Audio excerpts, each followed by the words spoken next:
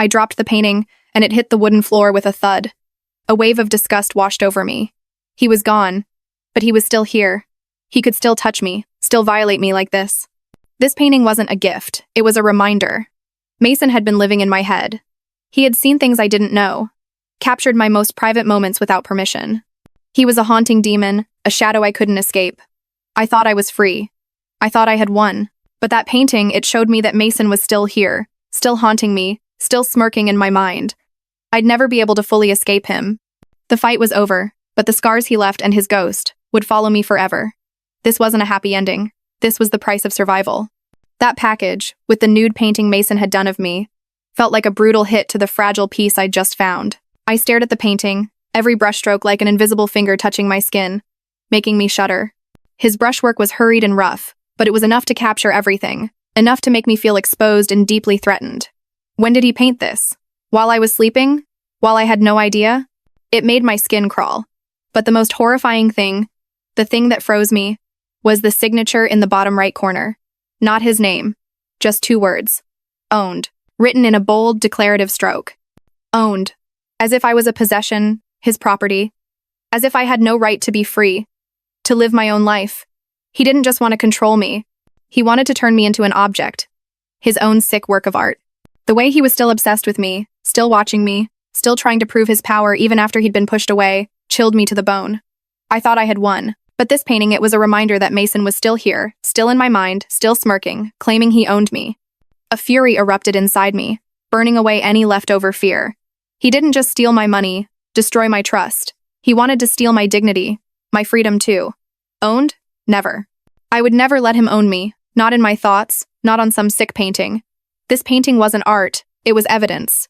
Evidence of his madness and cruelty. I wasn't going to throw it away. I was going to keep it. Keep it as a reminder of the demon I had to destroy. And I wasn't just going to burn him out of my life anymore. I was going to burn away that very idea of ownership, burn it to ashes. He wanted to own me? All he would own was his own downfall. I couldn't look at that painting for another second. I quickly picked it up, not daring to get a good look, and shoved it into the corner of my closet. The door slammed shut, as if trying to lock away my fear and disgust. I thought I could put it out of my mind, could pretend it never existed. But no. That night, I couldn't sleep. Whether my eyes were open or closed, the image of that painting, and especially that disgusting word owned, kept swirling in my head. The room felt suffocating. The ticking of the clock in the night made me even more restless. I tossed and turned. Fear crept in. Not the fear that Mason would show up in front of me, but the fear that he was still out there, still watching me, still able to hurt me in ways I couldn't predict. In my head, one question kept repeating like a never-ending curse. What's he gonna do next? What's he gonna do next? What's he gonna do next? I had pushed him out of my life, but it seemed he still found a way to invade my mind, my peace. That question, it wasn't just fear. It was a challenge. What's he gonna do next? I wasn't going to sit around and wait anymore. I wasn't going to let him continue to haunt me, to make me live in fear. It was time for me to be proactive. It was time for me to expose him once and for all, so he wouldn't have any chance to own or threaten me again. He wanted to play cat and mouse? Fine. But this time, the mouse was fighting back. And the cat was gonna pay. I was gonna find him. And I was gonna end it all. For good. After that sleepless night, I knew I couldn't just wait for Mason to make his next move. He could do anything, from sending more disgusting photos to making them public. I needed to find him, to find his next plan, so I could stop him before it was too late. I told Rosa about my obsession, about the question, what's he gonna do next? That was tormenting me. Rosa, with her sharpness and enthusiasm, immediately jumped into action. Rosa didn't waste a second. She started digging through Facebook, underground art forums, shady auction sites. And then, just a few hours later, she found it. A post in a private group for art dealers. It was Mason. He was selling the painting. The nude painting of me. The painting he had signed owned. The buyer was a guy the real art world knew about. A sketchy dealer in Queens who dealt in illegal or questionable pieces. He wasn't just selling me. He was selling my image, my dignity, like some piece of merchandise. Merchandise he believed he had the right to sell. Selling me? Selling me like an object? The fury inside me flared up violently, burning away any lingering fear. I felt exposed again, not to Mason's lens, but to the filthy eyes of those illegal dealers. He didn't just want to haunt me. He wanted to use me to the very end, turn me into a tool for money. Mason's shamelessness and cruelty had reached its peak. I looked at Rosa, my eyes blazing with rage. It was time. No more hesitation, no more fear. I wasn't going to let him sell me. I was going to find a way to confront him, expose him, and get justice for myself. He sold me like merchandise. Now, I was going to turn him into merchandise, exposed to the whole world.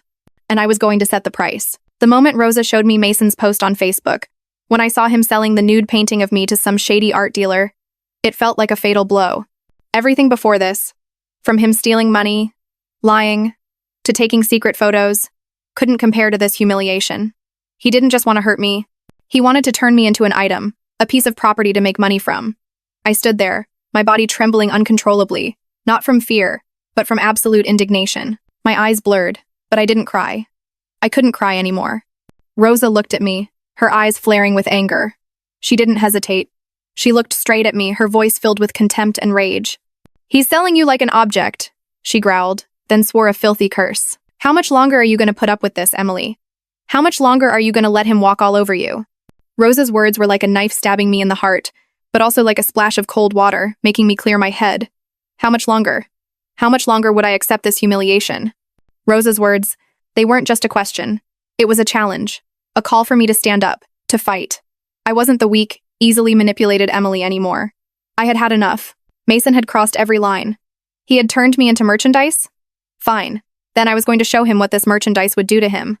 I looked at Rosa, my eyes shifting from trembling to steely resolve. "Not," I said, my voice low but full of certainty. "Not 1 second more. I wasn't going to put up with it. I wasn't going to let him get away. I was going to expose him, destroy his filthy plan, and make him pay for everything. That painting, that merchandise would be my weapon. And I was going to be the one to decide the ending." I sat down at my desk, opened my laptop. I looked up the shady art dealer in Queens that Rosa had mentioned. Then, I started drafting an email. I pretended to be a new model, someone who wanted to collaborate to build a career in the underground art world. I said I was really impressed with Mason Walker's work, and I wanted to meet him to discuss potential projects. I pretended to be an ambitious young girl, easily manipulated by sweet words and his empty dreams. The email was cleverly written, just enough to pique the art dealer's curiosity and greed, and enough to make Mason think he was about to get a new victim. Every word I typed was a curse I sent to Mason, a curse he would never see until it was too late. I hit send. My heart was pounding, not from fear, but from the excitement of someone making a huge gamble. I knew I was making a risky move. Meeting Mason face to face, in his world, could be very dangerous. But I had no other choice. I had to confront my fear, confront the demon that had haunted me for so long. He thought he could sell me like an object? Fine. I would go there myself to buy myself back, and I would make him pay. The appointment was set, and he would never suspect that the model who came to collaborate was actually the one who would expose him. I was ready for the end. I waited. Every day, every hour, I waited for a reply from that art dealer. My life seemed to be on hold, just waiting for this decisive moment. Finally, a reply email. The art dealer agreed. He said Mason was very interested in my potential project and wanted to meet me immediately to discuss further. He sent me the address, an old warehouse in Long Island City, a secluded, desolate location perfect for a shady deal. Just as I had predicted, the invitation was sent, and I had accepted. That night, it was pouring rain. Large drops of rain hit the taxi window, creating a steady, gloomy sound, like a premonition of what was to come. I wasn't going alone. Rosa had insisted on coming with me. She was a future lawyer, sharp and always with backup plans. She had prepared a spare phone to record everything, and had already sent the address to a trusted police friend. Even with Rosa by my side, I felt an intense tension. We drove through empty streets, dim streetlights casting light on old, run-down buildings. Long Island City, a decaying industrial area, was now the stage for my final showdown with Mason. The taxi stopped in front of a rusty old warehouse, hidden in a dark alley. There were no lights, just the sound of rain and the howling wind. I took a deep breath. It was time to face my demon. I was no longer the weak Emily, easily fooled or manipulated. I had come a long way, endured too much. I looked at Rosa. She nodded, her eyes full of support. I opened the taxi door and stepped out. The rain poured down, soaking my hair, but I didn't feel cold. I only felt a fire ignite inside me, the fire of hatred and the desire for revenge. He thought he could control me. He thought he could sell me. Now I was going to prove to him who was really in control. Rosa and I walked into the warehouse. The heavy iron door creaked behind us, slamming shut, making the space dark and suffocating. Inside, yellow light from bare bulbs hanging from the ceiling illuminated a large, messy space filled with cardboard boxes, tarps, and unfinished paintings. The smell of mold and dust hit my nose. The air was heavy, as if something terrible was about to happen. The shady art dealer sat in a corner, his sharp eyes scanning us. And then, I saw him. Mason. He was sitting on an old chair in the middle of the room holding a glass of whiskey. He didn't look as haggard as the last time I saw him. On the contrary, he seemed to have regained his swagger. His face wore that familiar look of self-satisfaction. He looked up, his eyes meeting mine. A smirk appeared on his lips and he said, his voice low and charming, just like the first time we met, "You're just as beautiful as the first time I saw you, Emily." Those words, they weren't a compliment. They were manipulation, a reminder of the past, of the way he had lied to me from the very beginning. I looked at him, looked at that fake smile, looked at the way he still tried to control me with sweet words. I had once been mesmerized by that voice. I had once believed those lies. But now I felt nothing but disgust. I wasn't scared, I wasn't trembling. I just stood there, looking at him, as if he was a lifeless object. A pathetic person trying to perform a tired play. That compliment, it was like a slap in the face. He still thought I was the fool of yesterday. He didn't know that I had come here not to be charmed, but to expose him. I had come here to take back what was mine. And he was going to pay. His game was over. Mason still sat there, holding his glass of whiskey, the self-satisfied smile still on his lips. He thought he had won, that he had a new victim. He didn't know that I had come here with a completely different purpose. I looked at him. No more fear, no more emotions, just steely resolve. It was time. It was time to end it all. I took a step towards him, my eyes looking straight into his, unwavering. My voice echoed in the old warehouse, clear and definitive. I came to get back what's mine. I didn't scream. I didn't cry. I just said it, every word, like a declaration, an undeniable accusation. Mason's face hardened. The smile on his lips vanished. His eyes went from self-satisfied to stunned, then to panicked. He never expected it. He never expected the easy model he was waiting for to be me. He never expected me to show up here, to confront him, with such courage and determination. I was done talking. The whole room fell silent. There was only Mason's heavy breathing, and the horrified look on the art dealer's face. I didn't come here to apologize. I didn't come here to beg. I came here to demand justice.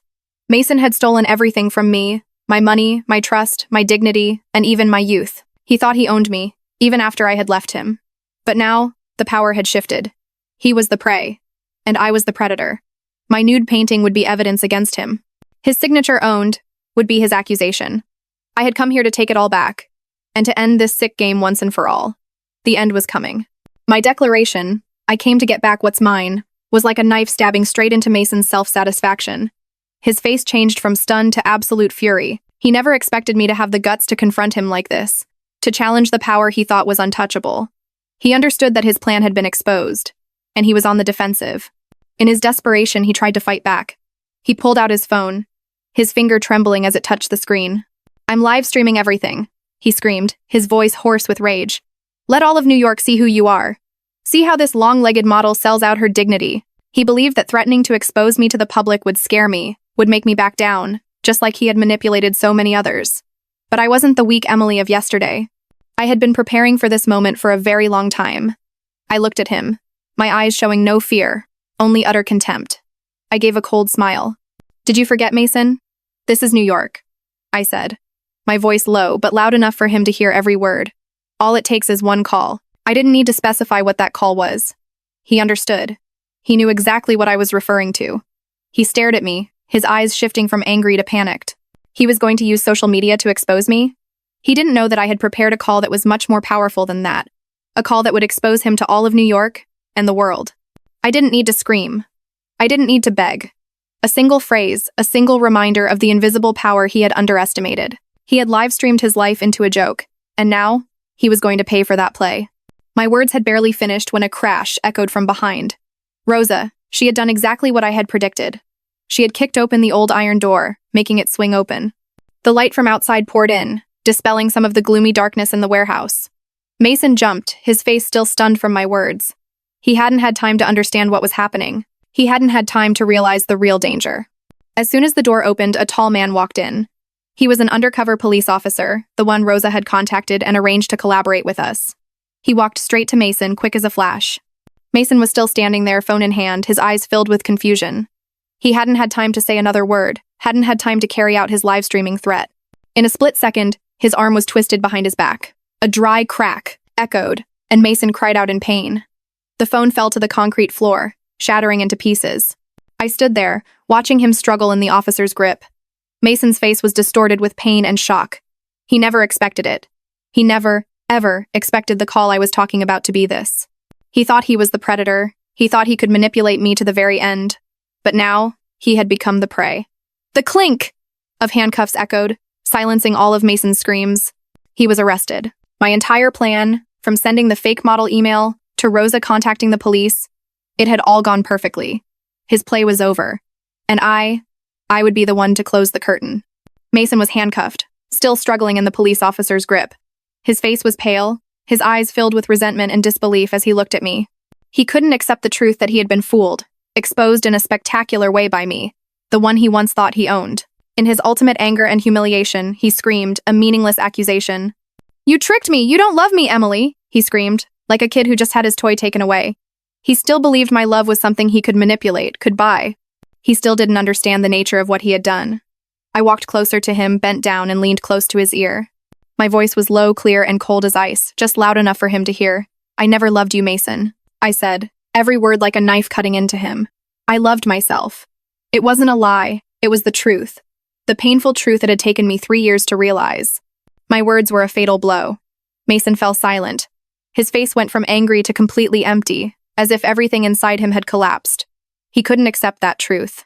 He couldn't accept that I had never loved him, that everything he had done was meaningless. He had been stripped of everything, his money, his reputation, and now the illusion of my love. That was the moment he completely broke. I didn't need to punch him. I didn't need to use violence.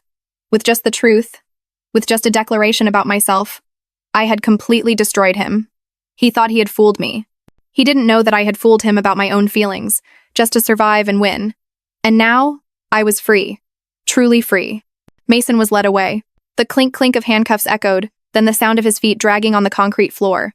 He wasn't screaming or struggling anymore. He had completely broken. The officer led him out of the warehouse, and the space returned to a terrifying silence. I stood there, watching his back disappear into the rain. The fight was over. He was arrested. And I had won. My eyes swept across the cold warehouse. I saw it. The nude painting Mason had done of me. It was lying abandoned on the concrete floor, next to a puddle of rainwater and dirt. It looked pathetic, filthy, just like the man who had painted it. That painting, it was no longer his possession. It was a reminder of the obsession, the violation, and the wounds he had inflicted on me. I didn't want to see it for another second. I didn't want it to exist in my world, not even as an ugly souvenir. I didn't bend down to pick it up. I didn't need to burn it. I simply extended my foot and gently kicked it into a dark corner of the warehouse. The painting slid across the cold concrete floor, then settled into the darkness, between empty boxes and dirty tarps. It was no longer a threat. It was no longer evidence of any ownership. It was just a piece of trash, discarded into the place it deserved. That action, it wasn't just a release. It was an ending. A complete ending to Mason's influence in my life. I had kicked him out of my life. And now I had kicked his ghost into a dark corner. I was free. Truly free. And I would never look back at that dark corner again. After everything was over at the old warehouse, Rosa and I returned to my apartment. It was still raining lightly. The apartment, once a place filled with fear and obsession, now brought a strange sense of peace. I sat down on the sofa, feeling completely exhausted. Rosa took out a pack of cigarettes. She only smoked when she was extremely stressed. She lit one, took a deep drag, and slowly exhaled the smoke. It was the last one in the pack. Rosa looked at me, her eyes full of understanding. She knew what I had been through, and she also knew how I had overcome it. She didn't need me to say it. She just asked, a simple but meaningful question, a question that had followed us throughout this journey. Is this door finally closed? This door wasn't just the apartment door. It was the door to the past, the door to the pain, the obsession, and Mason. It was a question about the end of an old chapter in my life. I looked at Rosa, and a smile appeared on my face. A genuine, unforced smile. A smile I had lost for a very long time. No, I said, my voice full of certainty. I'm opening a new one. The old door was closed, but that wasn't the end. It was the beginning. The beginning of a new door, a new chapter in my life. I wasn't just closing the door on the bad guy. I was opening a door for myself, for my future, for better things.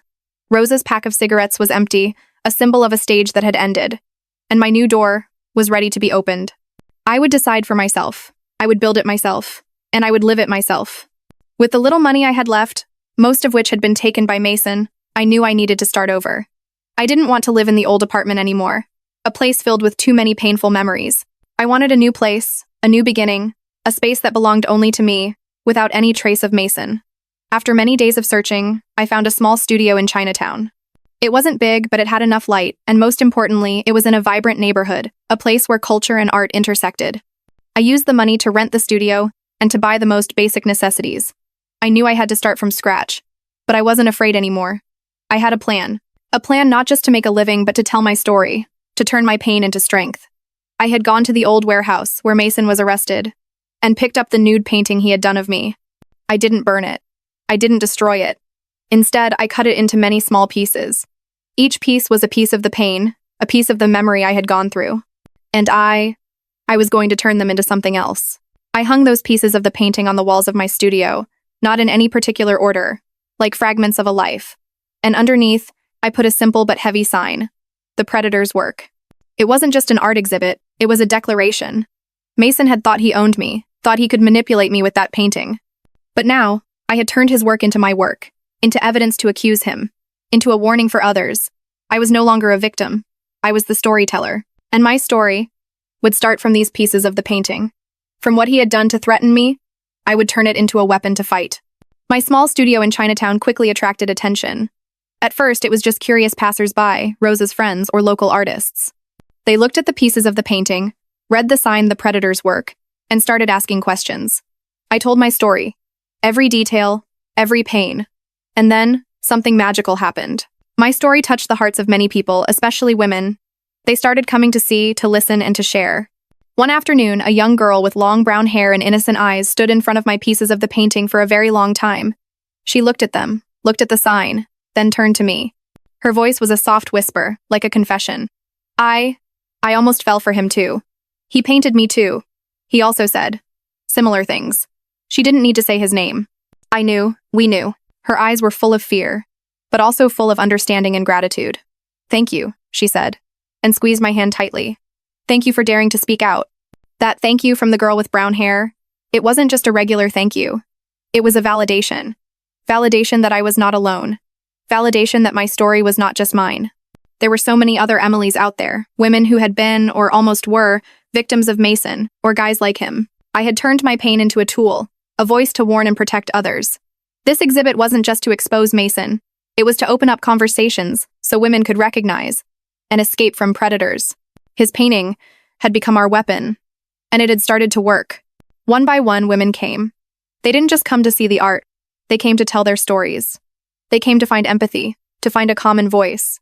I stood there, shaking each person's hand, looking into their eyes, and listening. They came from different backgrounds. Some were students, some were office workers, some were artists. But they all had one thing in common. They had all been victims of guys like Mason. They told me their stories. Heartbreaking stories about being lied to, exploited, manipulated. Some talked about empty promises, dreams that were drawn then crushed. Some talked about being used for money, being emotionally abused. Their stories, they weren't just single narratives. They were a larger picture, a picture of deception, of vulnerability, and of control. They talked about doors. Doors of trust that were kicked open brutally. Doors of hope that were locked with no way out. I listened to them and I realized that my pain was not unique. We were a community of survivors, of people who had overcome. Every one of their stories was a reminder of Mason's cruelty, and also an encouragement for me to continue. This exhibit wasn't just about Mason. It was about opening doors for these women, so they could escape the darkness, so they could find their voices. I had lost everything because of Mason. But now, I had found a greater purpose. I wouldn't just be Emily Parker, the survivor. I would be the trailblazer, the one who lit a candle for other doors. The opening day of the exhibit came. My small studio in Chinatown was packed. Local news, small television channels, and so many women who had contacted me were all there. I stood there, in the middle of the cut-up pieces of the painting, in the middle of the heartbreaking stories being told, and felt a surge of pride. This wasn't just an opening. It was a declaration.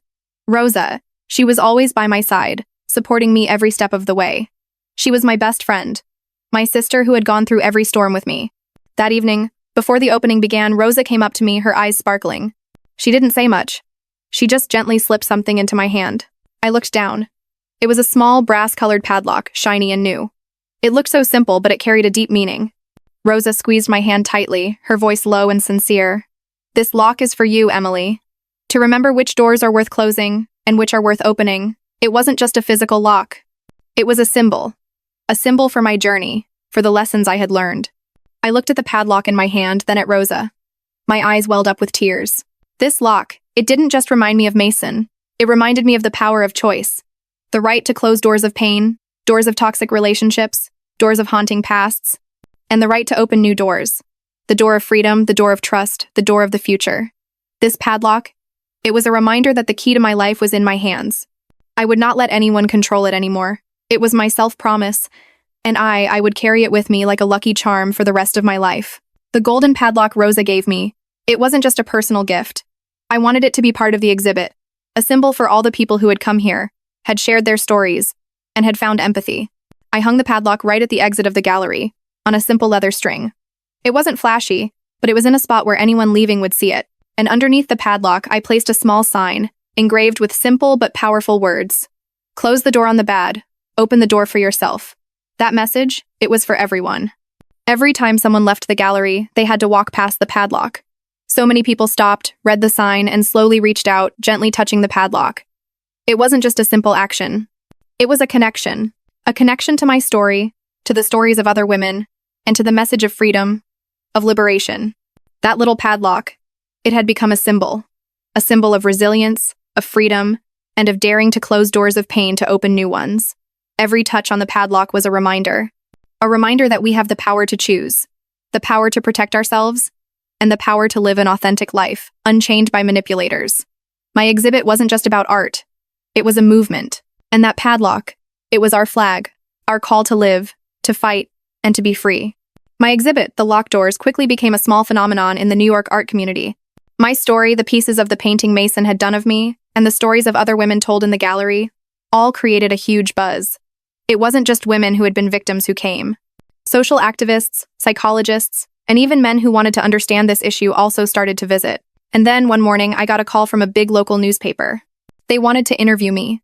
They wanted to write an article about my exhibit, about my story, and about the message I wanted to send.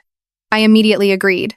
This was a chance for my story to spread wider, for more people to know about Mason Walker, and for more women to be able to recognize the warning signs. The interview took place right in my studio, in the middle of the cut-up pieces of the painting, in the middle of the untold stories. I talked about the pain, but also about the power of recovery, about the resilience of women. A few days later, I held the newspaper in my hands. The article was prominently featured in the culture section. And the headline, it made me emotional. Emily Parker and the Locked Doors, an exhibit that exposes the predator artist. That headline, it wasn't just a title, it was recognition. Recognition of my story, of my effort, and of the truth about Mason Walker. He was called by his right name, the Predator. My exhibit wasn't just an art project. It had become a voice, a warning, a call for justice. My fight hadn't just been about saving myself. It had become a fight for all women. The article about my exhibit spread. So many people from all over New York and the surrounding cities came to my studio. My life had completely changed. From a weak girl, manipulated and drowning in debt, I had become a strong, independent woman, and a voice for others. One afternoon, after all the visitors had left, I stood alone in the studio. The yellow light of the old bulbs shone down, making the space feel warm and familiar. I walked over to the large poster with my picture and the article's headline, hung right at the entrance. I looked at the poster, looked at my own image. It was a different Emily, a stronger, more resilient Emily, with eyes full of resolve. I reached out my hand, gently touching the picture. Then I whispered to myself, not for anyone else to hear, but for myself, for the Emily of yesterday and for the Emily of the future.